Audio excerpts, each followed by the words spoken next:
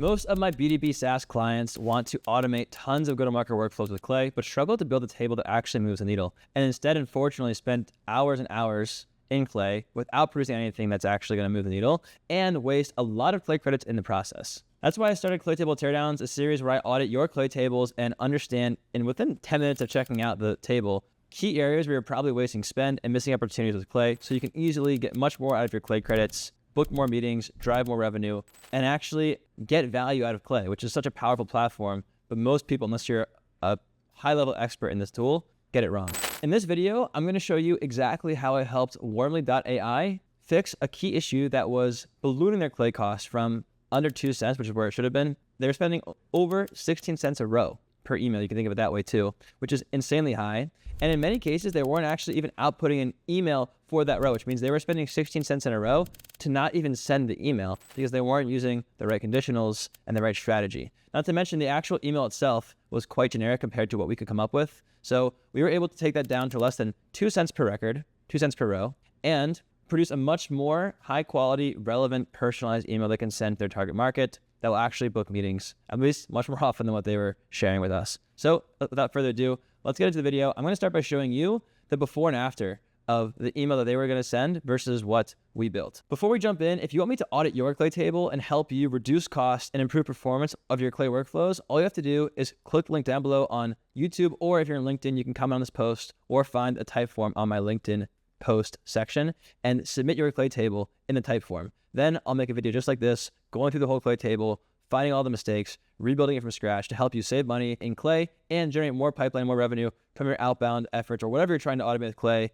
It's really easy to make mistakes in Clay, as you're going to see. In this case, we saved them up to 20x their spend, which would be the difference between spending 20 grand or $1,000 on the exact same workflow. So if you're interested, please click the link down below, submit your Clay table today, and I'll audit it and make a video just like this. And maybe you'll be featured anonymously, of course, if you would like, in the next episode of Clay Table Teardowns. Cheers. Okay, for this video, we're using Austin Sandmeyer, the head of marketing at Sendoso. He's a B2B SaaS marketer selling to revenue leadership, and I worked with him for about a year when we were working with Sendoso early on in the Sculpted days. Thought he'd be the perfect example for this video. We're going to use him as the dummy lead in our Clay tables and show you the before and after results in terms of the email coverage and the actual email we can send to him using Warmly's table versus Sculpted's rebuild version. We're going to use him as the dummy lead to show you what happens when we input his LinkedIn profile URL in Warmly's table versus Sculpted's table and show you the differences in terms of cost, email coverage, and email personalization/relevance. Let's check out the 2 different emails that we generated for Austin using Warmly's table versus Sculpted's table right now. Here's the output generated for Austin Sandmeyer when I use his LinkedIn profile in Warmly's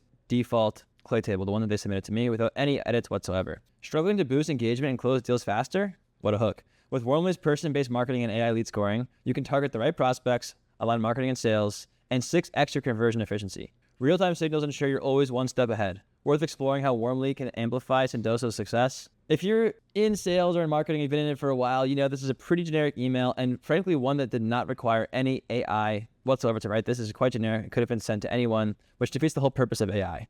Now, let's compare that with what we wrote using our modifications. Hey Austin, saw you just hosted the Coors Field event on scaling personalization with HubSpot and OpsCo. I'm Max with Warmly. We give you content level website visitor data so you can follow up with interested attendees post-event and capture their interest. Want to see a list of folks who visited your site in the last 24 hours? Let me know, Max. I probably could have even popped in the event name right here as well. But you can see here, it's much more personal, it's much more relevant, and we're playing off of an event that he just threw, which was hopefully going to drive visitors to his site to then book a demo, which is the whole point of an event. And we're telling him we can show you who visited your site after the event. Much more relevant and timely, and hopefully solving a pain that he's trying to solve, which is more pipeline from events as he's throwing them and spending money on them, etc. This is a much more relevant email to send than previously, and this can be sent for less than 2 cents compared to what Warmly was spending, over 16 cents per record. And again, there were many cases where they weren't actually able to enrich an email whatsoever because of a simple mistake they're making in the Clay table, right? So the actual cost per email sent, if that happened 1 out of 3 times or 2 out of 3 rows, right? That means that they're spending 32-ish cents per email, which is really expensive, especially when you consider the booking rate on these emails.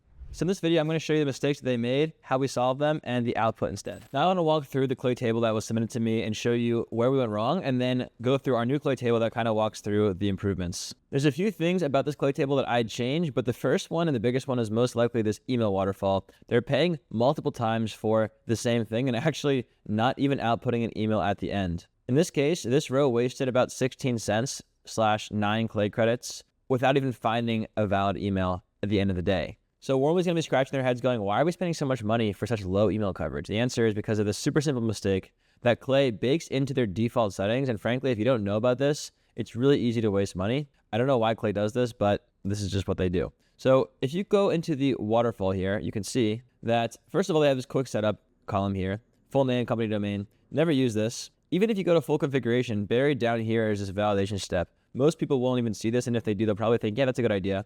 They'll leave it on, and they'll have this toggle by default ticked. Only mark safe to send emails as valid, right? So what this does is it only will output an email if the email was validated by an email validation tool, which sounds good. But the problem is there's 3 different types of email validation scores, and usually this results in you spending multiple times for the same thing in Clay. You can have a valid email, which is confirmed valid, invalid, which means the email is going to bounce, and then you have this thing called catch-all, which essentially is like this black box. Email validation tools cannot figure out if it's deliverable or not, so it returns as catch-all. It's not necessarily considered valid. The email could be valid, but it might not be. And in this case, Clay is going to continuously re-enrich emails until it finds a valid email, even though all these providers may have the same email on file, and they're all catch-all. And frankly, I would say about 1/3 to 2/3, maybe 3/4 of your list will be catch-all, depending on the industry you're selling to. You can see here, we paid 2 credits for this email, then we paid 1 credit for this validation step, then we paid 2 more credits for this email, and then we paid another credit for this, and then 2 more for this one, and then 2 more for this one, etc., etc. So we ended up spending a lot of money, and you're going to continuously do this for every single email that you enrich if you have this setting toggled on, which wastes a lot of money. And because these are all catch-all emails, at the end of the day, we didn't even get an email at the end. So we spent 9 clay credits / 16 cents just for an email that we couldn't even use. That's pretty wild. The next problem we have here is this really generic email body that we already went through in the beginning of the video. The reason why it's so generic is twofold. One, the input here is pretty weak. They're using the company description from LinkedIn as their input, which is very short. And even for longer descriptions that you're going to get from other company LinkedIn pages, it's still not really enough to have a meaningful, even if you go after a company with more information here in this description section, it's still not really enough to be a meaningful input for a G prompt. And the other issue is all they're doing is passing in job title, and then this description into this AI prompt, which mostly just goes on and on about Warmly and all the features. And of course, the AI is going to output this very generic email that's pretty much just a feature dump and massive pitch of Warmly, which could have been done without AI, which really defeats the purpose of using AI in the first place. And this could be much, much better and much more powerful with smarter inputs and better prompting on the Clay side. So now I'm going to show you our Clay table that does just that. It will significantly reduce the cost per row down to less than around 2 cents, while significantly increasing the relevancy and the personalization of this prompt. Now I'm in Sculpted's Clay table. I fixed the email problem and used a few extra enrichments plus a new GPT prompt to create a much more relevant and personalized outbound email. Now the cost per row is much lower and the relevance of the emails is much higher, as well as the email coverage. Let's dive into it. First of all, I have this import view. I like to just show all the import data we're starting off with. Next, we move into the enrichment section. This is where we're going to start adding in things like normalizing the company name and specifically fixing this email waterfall. Really, the only tweak we had to make here is go to full configuration and turn off validation. We're now enriching only once with the email here, and we're not going to run again and again and again for the same thing. And we're then passing this email finally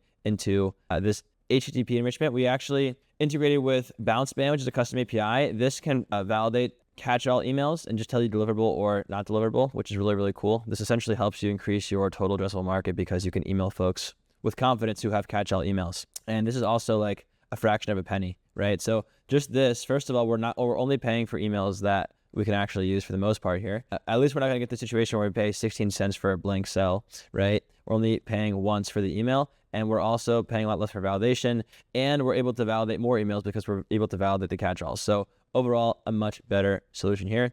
And then we're moving into the personalization. So we're using Austin Sandmeyer from Zendoso. They sell a revenue platform mostly to B2B SaaS marketing leadership.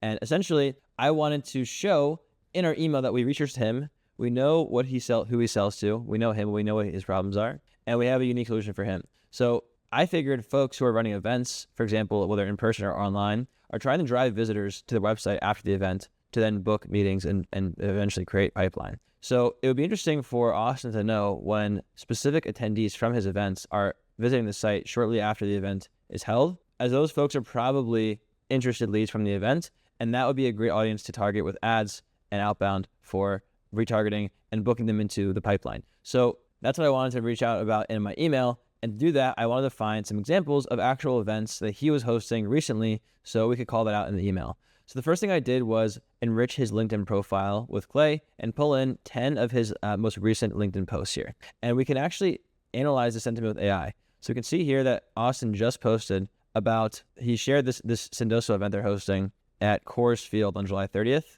So this obviously is an example of an event he'd want to know about who's interested and who visited the site right after. So I passed all of these posts into a GPT prompt, which essentially takes the posts and tries to understand which of these posts is about an event that this marketer is hosting. It could be online, it could be in person, whatever. Any event or anything he's promoting to try and drive pipeline, we want to know about it. And this outputs the specific post I just showed you out of all 10, which is pretty cool. I also gave it the date, today's date, the AI prompt, so it knows to only go for recent posts. And then we're passing that information into an opening line email prompt, which essentially takes that context and creates this opening email line. Saw you just hosted the Coors Field event on scaling personalization with HubSpot and OpsCo. This could be improved a bit further, but for this example, that was good enough.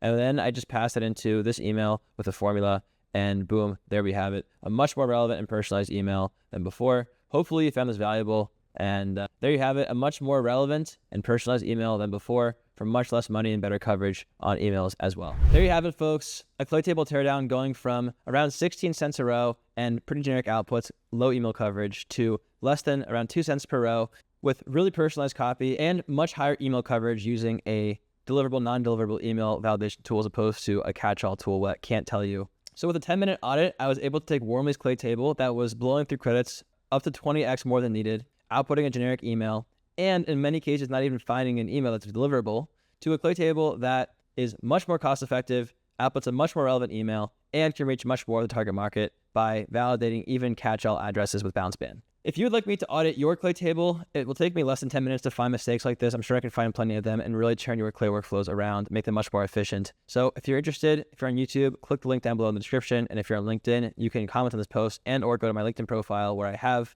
a link to submit your clay table in a type form, really simple, and then I can audit it for you and even make a video like this if you wish. Hope you enjoyed the video, and I'll catch you in the next one. Peace.